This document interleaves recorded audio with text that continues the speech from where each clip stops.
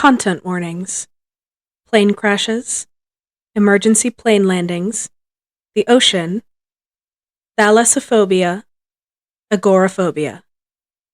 Please listen at your own discretion.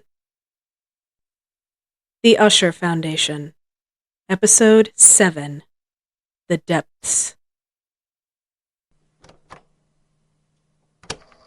Statement of Unknown.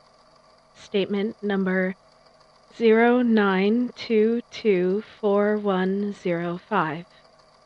Summary of statement. An account of an emergency plane landing. Original statement taken September 22nd, 2005. Recorded by Amita Dasgupta, archival assistant at the Usher Foundation of Paranormal Research, Washington, D.C. Statement as follows. The first and most important rule is to remain calm. This is a deceptively hard task, which is ironic considering your job. Every day you watch countless people try to conquer their anxiety, fretful fingers drumming onto armrests and digging into their neighbors' arms. You have become an expert at spotting nervous flyers, those who jump at any sign of turbulence and close their window to avoid seeing the wide, stretching miles of open sky between the plane and the ground. During takeoff, you watch children and grown adults alike brace themselves against their seatbacks. Some of them outright panic, hyperventilating, while others pop pills or put on noise-canceling headphones, anything to soothe them as the plane takes off. But you don't get to show fear. It is your sole responsibility to be calm. You cannot suddenly remember that there are only inches of steel between you and hurtling to your death thousands of feet below. You cannot let your heart fall into your gut when the plane drops and rises rapidly on a windy day. You absolutely cannot think about how minuscule, how truly insignificant you are compared to the immense, boundless sky underneath you, or how the sky would snatch you hungrily from this flimsy tin can and swallow you whole if it could. In the event of an emergency, the first and most important rule is to remain calm. Alarms will be blaring. You will be losing altitude at a rapid pace.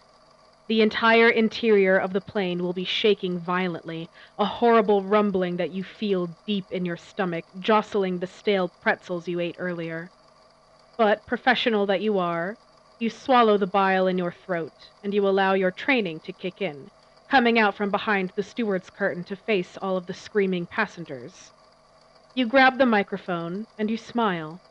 You ignore the view out the window to your left, the black, billowing smoke pouring from the jet engine.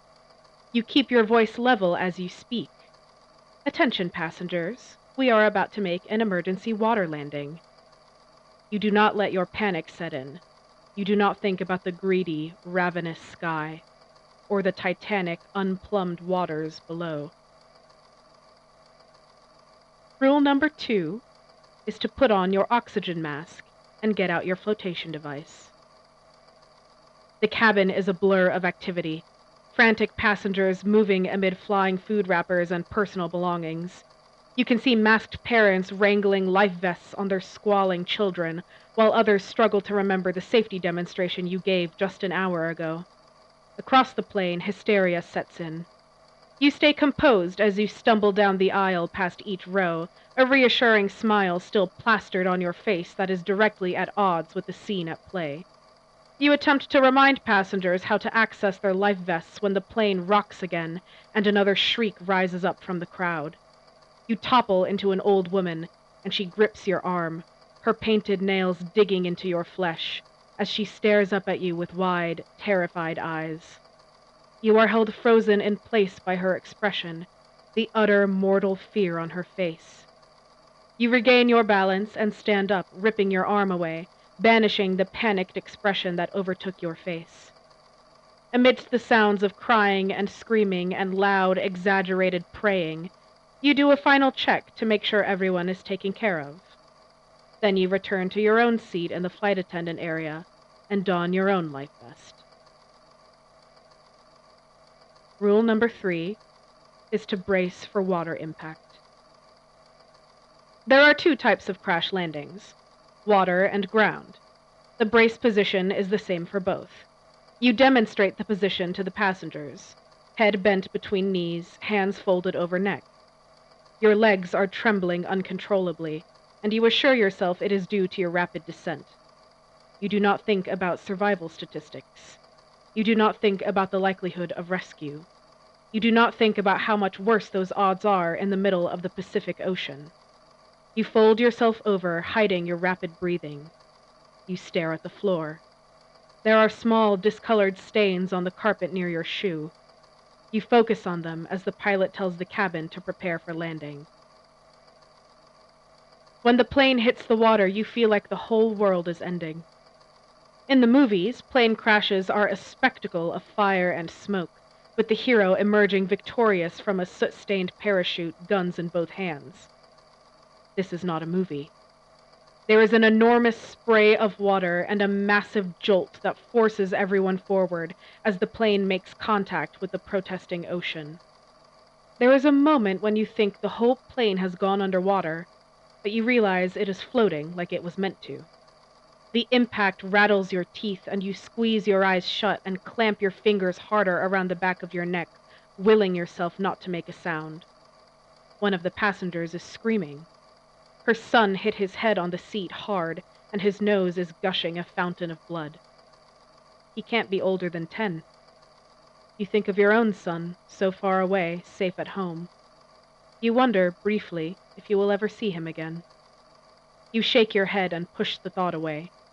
You can feel when the static rumble of the plane engine stops, and on instinct you rocket to your feet to usher passengers out the exits. Rule 4 is to exit the aircraft in a safe, orderly manner. Of course, what no one tells you about emergencies is that there is no safety. No one will be mannerly. The crowd will surge out of the windows and doors in a swell of tears and panic, fighting each other to slide out of the plane and into the ocean below. You shout over the crowd to remain calm, the most important rule, and the other stewards help wrestle the passengers into submission. Your priority must be the passengers, you think numbly. Pilots and flight attendants go down with the ship. Don't think about the wide, open sea. Don't think about the hungry openness of the ocean. You wait until all the passengers have been safely evacuated before preparing to leave the cabin. Rule 5 is to conserve energy and wait for rescue. You are the last steward in line to evacuate. All 3 of you are pale, shaking, pulling the ripcord on your vest to inflate them as you slide out the window. You watch the woman in front of you disappear out of the cabin, and you brace your hands on the top of the exit hatch to follow her. Except you realize, halfway down the slide, that the passengers are gone. Everyone is gone. There is nothing below you but the wide, open ocean, awful in its sheer hugeness, its stretching endlessness. The descent feels like it's taking years. You whip your head around frantically, searching for anything. What happened to the pilots? The passengers? The plane? There is only you. You, the slide, and the sea rushing towards you. When you crash into the water, your mouth fills with salt, and you realize you are screaming. You clamp your jaw shut and try to kick upwards towards air, but you cannot find your way up. The water is cold. You are surrounded on all sides by blue, and your heart is struck with a different kind of terror. Not of survival, not of rescue statistics, not of death by starvation. You are punched in the ribs by the terror of the emptiness. The water is an eternal field of blue, and you are so, so small. You are frozen in the water, struck immobile with terror, and you see the shape. A dark, massive shape passing below you. The distance is immeasurable. The ocean stretches out underneath you, impossibly deep. The shape moves slowly, languidly, and you are struck with the surety that you are not seeing a whale or a shark or any kind of sinister animal. You are not even seeing a creature. At least, not the entire thing.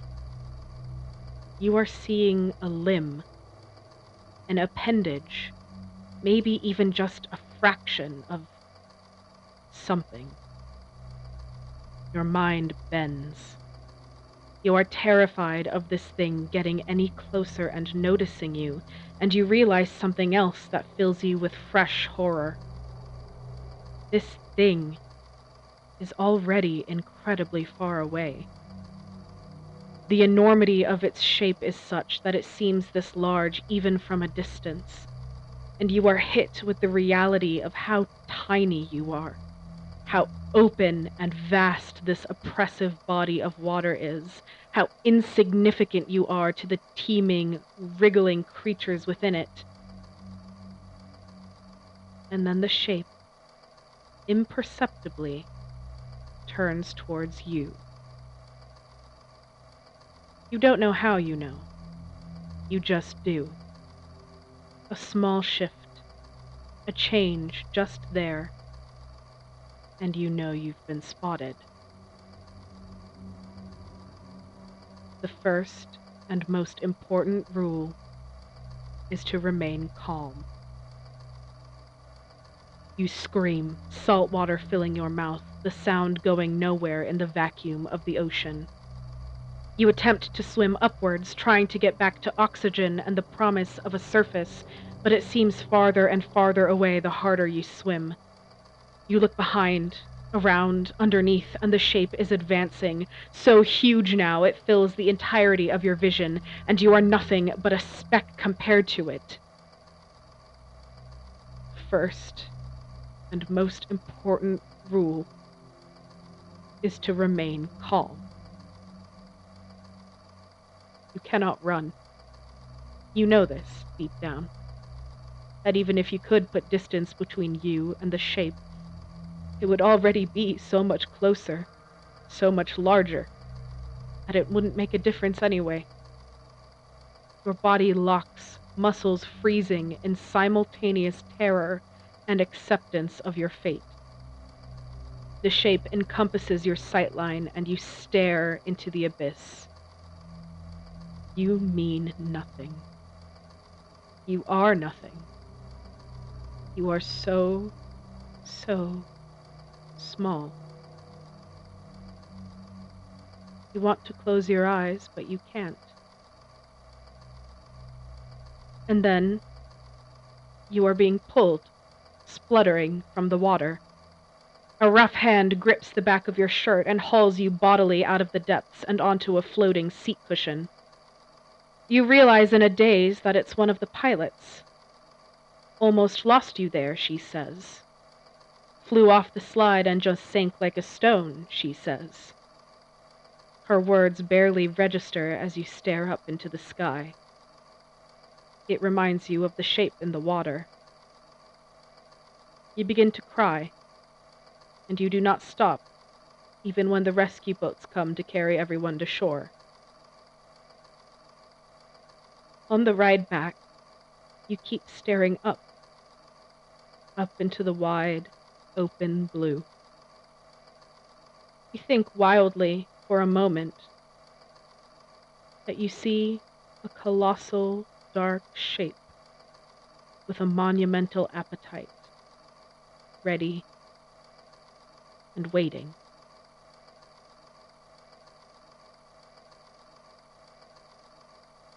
Statement ends. This is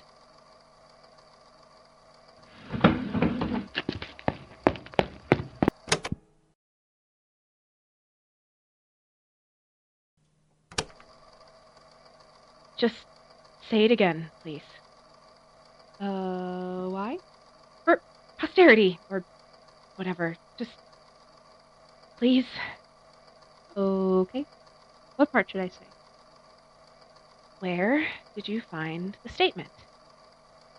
It was with the other statements, just kind of in a pile in one of the boxes. I could probably find the box again if you want. And is there any follow-up to be done? Any leads or locations? What about plane crashes or emergency landings from that year? Sorry, Mita, but there's not really anything to look into. I mean, there's no names included in the statement or airline companies mentioned. Honestly, I don't even know how we got it. It's in pretty awful condition, too. Did you notice the water damage? Yes. Yeah, okay. All right. Please bring me the box of statements you found this one in. And if you come across any statements even remotely similar to this one, give it to me immediately. Okay?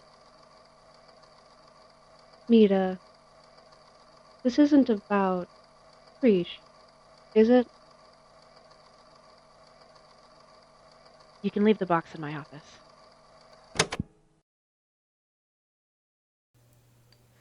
The Magnus Archives is a podcast written by Jonathan Sims and produced by Alexander J. Newall and distributed by Rusty Quill.